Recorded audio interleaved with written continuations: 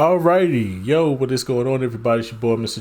DDG94, back with another reaction video today. We finna react to the Malice out the Palace. Oh man, we need to revisit. We need to revisit this. It has been 20 years. Can y'all believe it's been 20 years since this fucking moment happened? I remember watching this live. This was on ESPN on a Friday night. Just got home, eating some goddamn Kentucky Fried Chicken with the hot sauce and the mashed potatoes with the gravy and the macaroni with the chicken strip. But nah, like yo. I remember just sitting there watching this, turned on the game. It was like the beginning of the fourth quarter. I just sat there and watched this game. Something just told me to sit here and watch this game. I didn't care for neither one of these teams. I didn't care. I didn't care for neither one of these teams, but something just told me to sit here and watch this game. So I did. And it turns out this was the greatest fucking night of my life. Alright, so boom. It's been damn near 20 years. Why not revisit the Malice in the Palace? First and foremost, the reigning, defending, undisputed NBA champion Detroit Pistons getting smacked by 15 points with under a minute left to play in their own building. So you already know tensions are flaring.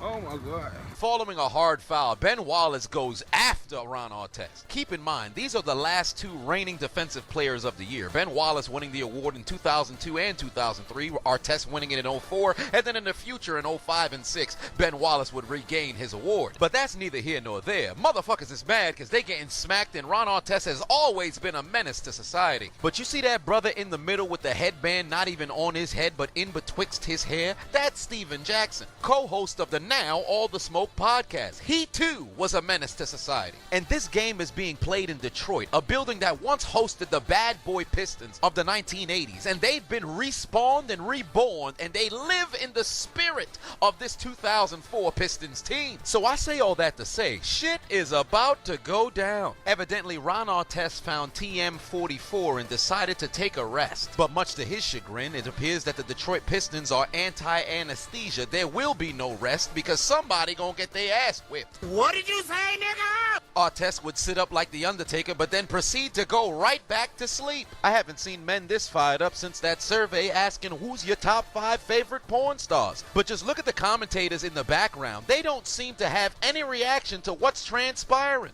Target acquired. Nani? I'm mad. Come here. Let's go. I got you those. Please forgive me. Please forgive me. Fuck you, bitch. Welcome, punch. Smoking loose. Look at the carnage. Look at the bodies. Look at the human rubble. Yo, greatest moment of all time. This is unbelievable. Greatest fucking sports moment of all time. The greatest sports moment to ever fucking happen. I witnessed this. Great fucking time. The Malice at the Palace, yo. You just had to be there, bro, to see this live on ESPN, bro. I'm talking about ESPN was not like, it's not like how it is now. Because normally when shit like this happens, ESPN doesn't even show it. They'll cut the cameras away. They'll go back to the crew for the halftime show. They'll go back to the countdown crew or whoever the fuck the pregame show people. They'll go back to them. They won't even show this type of shit no more. But back then, ESPN ain't give two fucks. They showed everything. Everyone who was singing punches, the fans, the players. Yo, ESPN was wilding this night. ESPN was like, nigga, we got content. I was like, yes, sir. Yes, sir. Yes, sir. Like, yes, sir.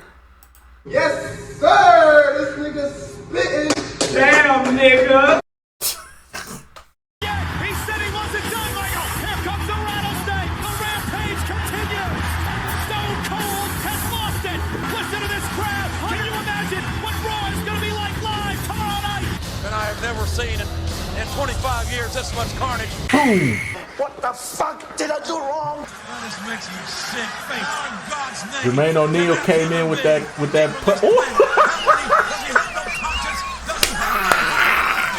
Oh yes, this is greatness right here. This is greatness. We've got a kerfuffle, a fracas, a skirmish, a brouhaha in the palace of Auburn Hills. Ron Artest and Steven Jackson not only beat the Pistons, but their fans as well. He's a monster. If Artest's teammate wasn't holding this man like they were trying to reenact the scene on the Titanic, he'd be back in the stands whipping somebody's ass. Take his ass to jail. You go to jail, you son of a bitch. Meanwhile, Steven Jackson looking for who's next to get all the smoke. You go to jail. The authorities trying to apprehend Ron Artest, but he's gonna flee and escape to the locker room. Boy, I gotta take a shit. Smithers, throw this at him. He's trying to run like a little skull. Yeah, they was wilding for throwing the beer. They was wilding for throwing the beer and the popcorn. He got exactly what he deserved. And upon Ron Artest escaping stage left, you would have thought the Pistons fans would have let the rest of the Pacers leave. Methinks not. Oh my God, it's Cher!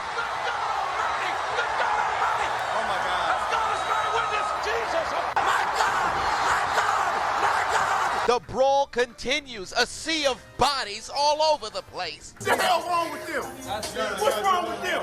What's wrong with him? Let's review exactly how this transpired. Ben Wallace, known to be an offensive liability, would go up and brick a layup, then he'd be fouled on his ascension into the air. He would have still missed. Almighty push.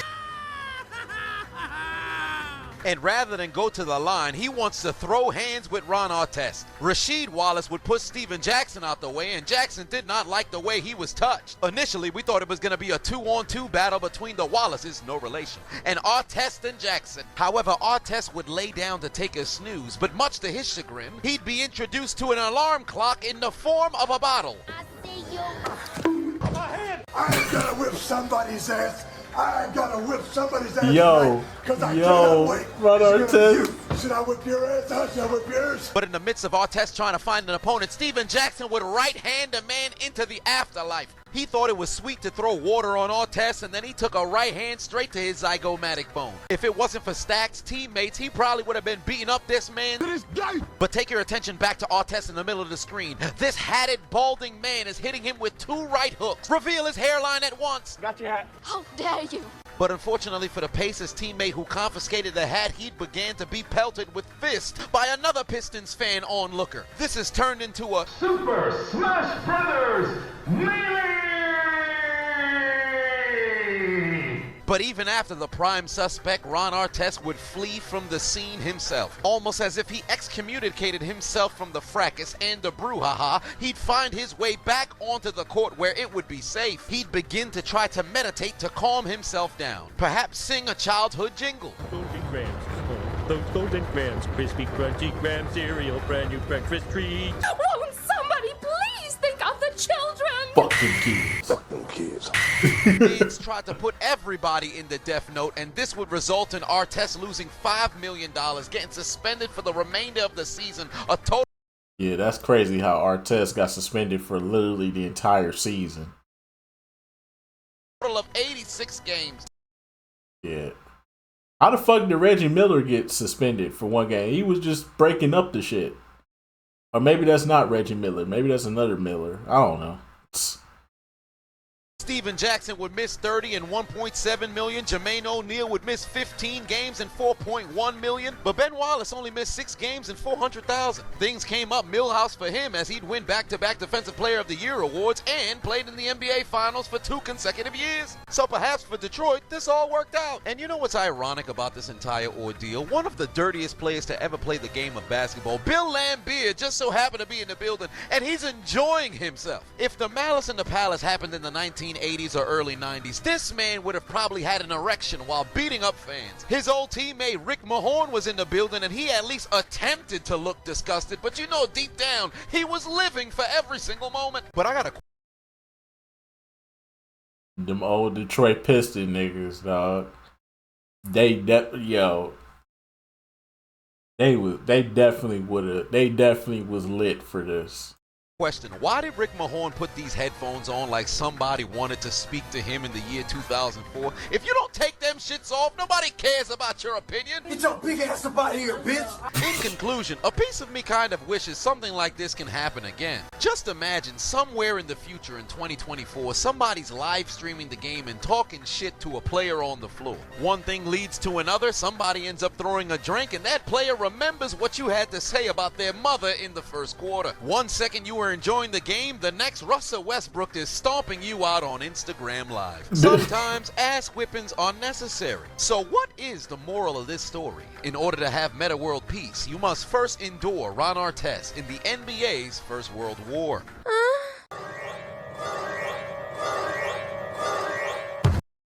Y'all go support the homie Chisel. But anyways, though, most definitely the Malice at the Palace had to be revisited. Nah, this ain't gonna be the only video I'm gonna do. I'm gonna do another video on Malice at the Palace. We're gonna do another one. This was just a funny video.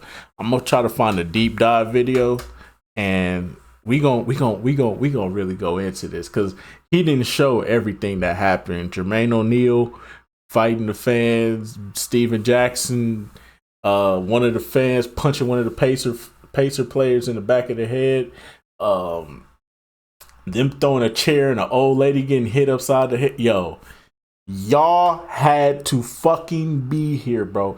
This is the most chaotic, most lit moment in sports history by far.